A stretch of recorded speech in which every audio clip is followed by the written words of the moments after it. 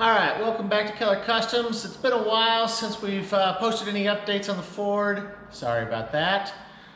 So today I'm just going to kind of quickly get you caught up as to where we've been and what you'll come to see in some future videos. There's nobody else.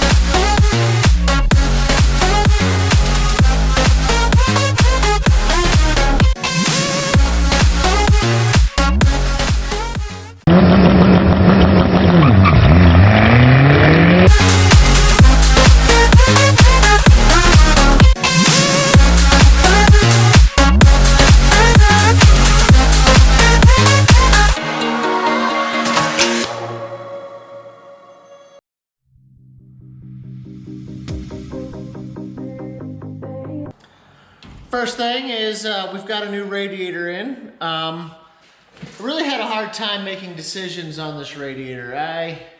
I hoed and hummed over this one for quite a while.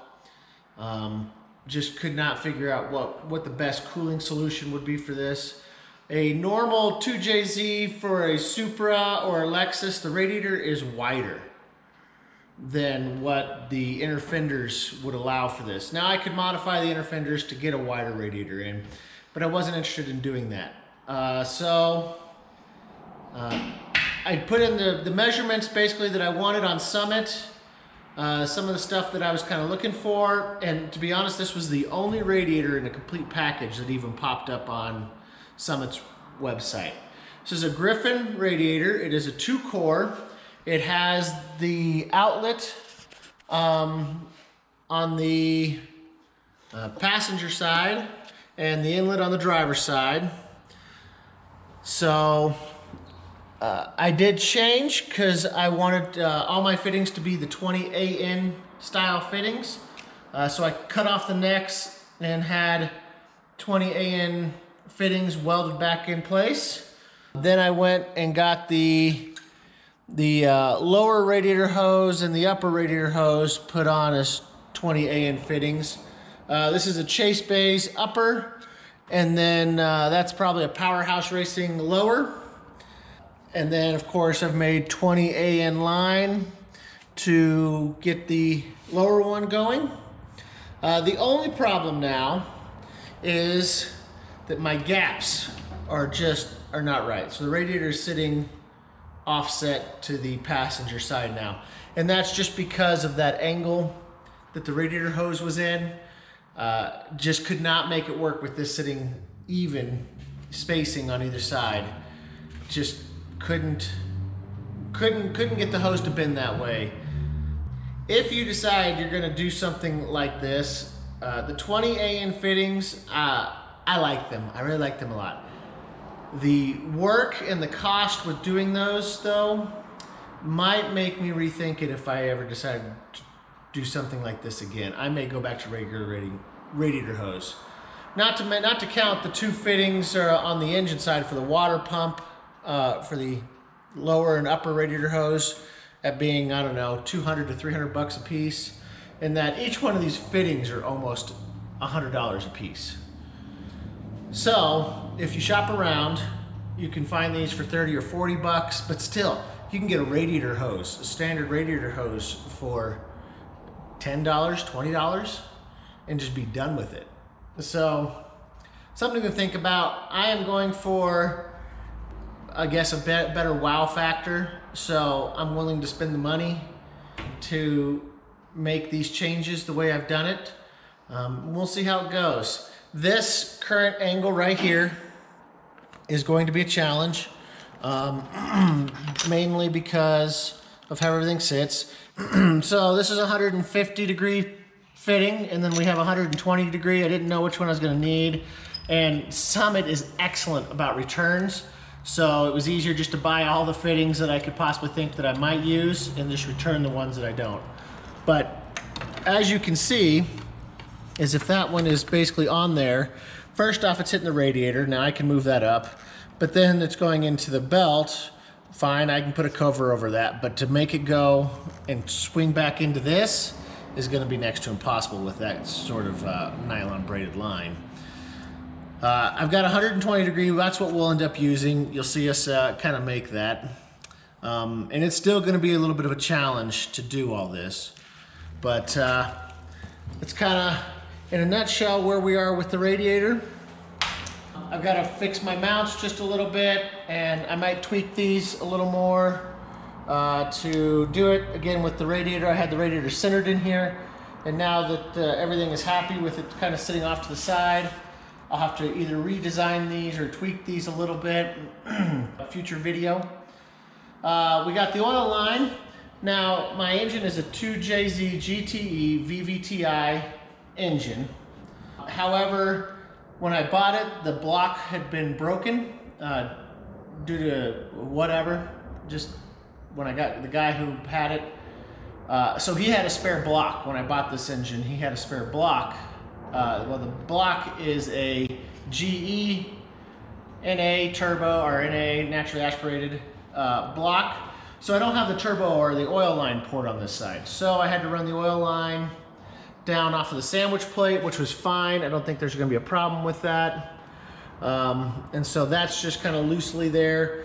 We're still working out how we want to route that, or if we're just happy with it running over here. So you will see a little more of that in a future episode.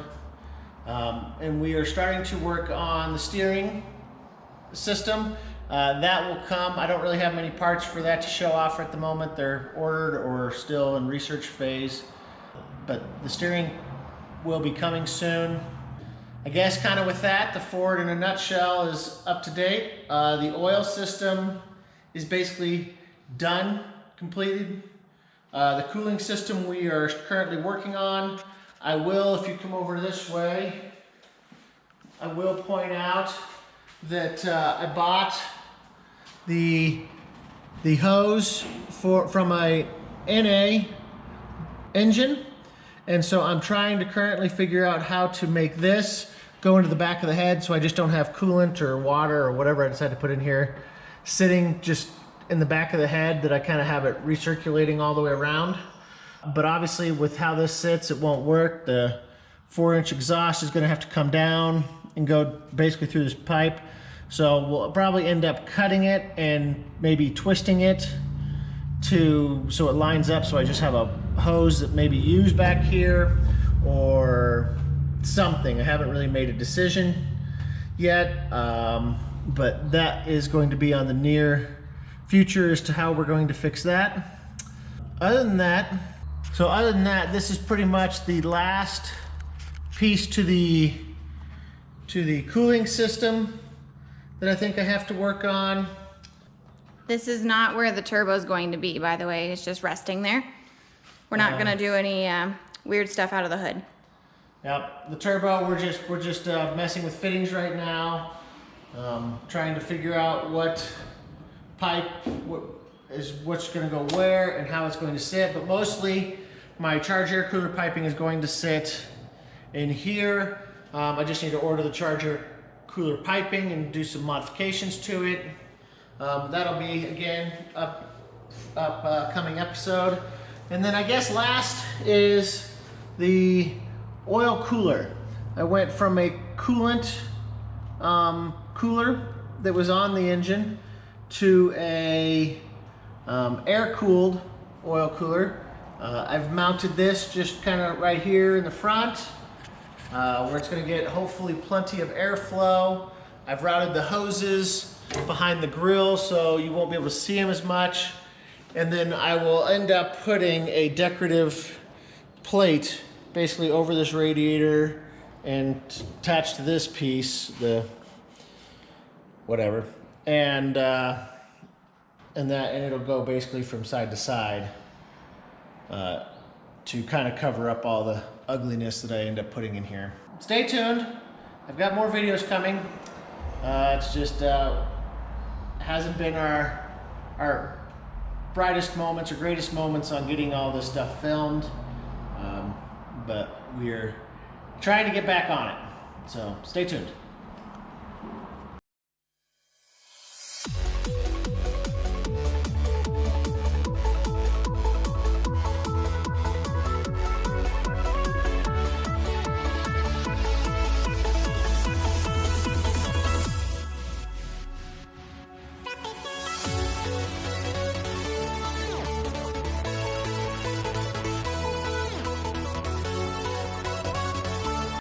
so we got one end on. This is the 120-degree fitting.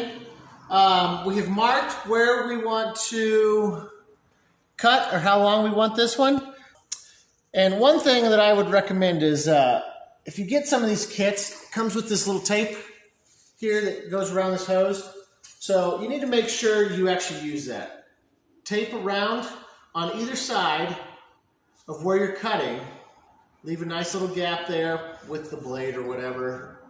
And the reason you do that is because after you've cut it and this stuff wants to fray back, the tape holds it all into place on both ends. So this hose, if we want to put a new end on it, it's already taped ready to go. This side that we are putting an end on is also ready to go. We'll just remove the tape, and then the hose will be nylon part, if you will all still be in the place it was. So it's easier to get into these fittings. I've had it before where we haven't used the tape, or we've used it a little farther back, and it causes it to fray up here, and then once you do finally fight it to get it in there, you got little strands of it just sticking out everywhere, and it looks bad. So this is our second hose, and let's let the misery begin.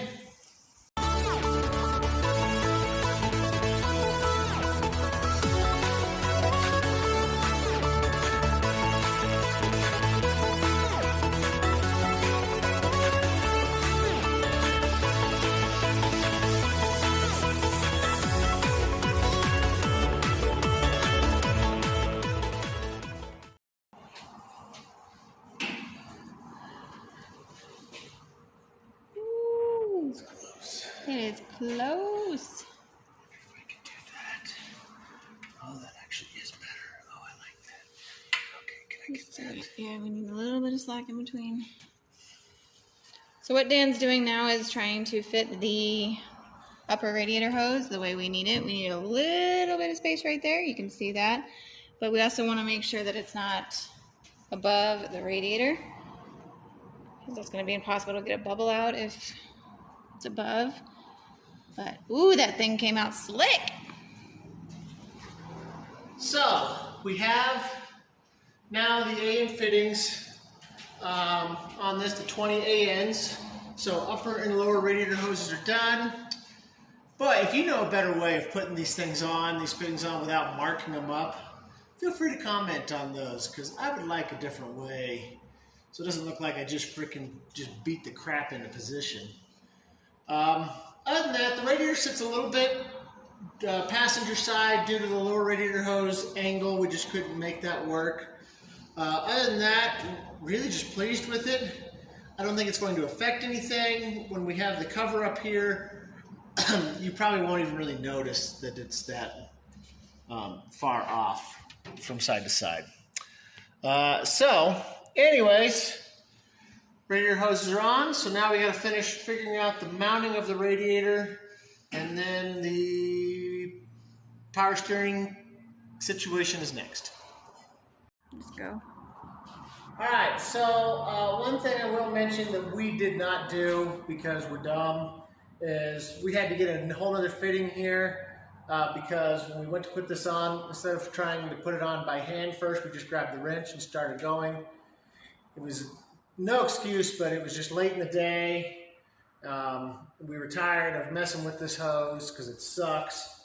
Anyways, we ended up stripping out one of the threads, which then caused us to the whole freaking thing to seize on there, and ended up having to take a cutoff wheel to even cut the whole fitting back off. So always, always, always start this by hand before you go to the wrench.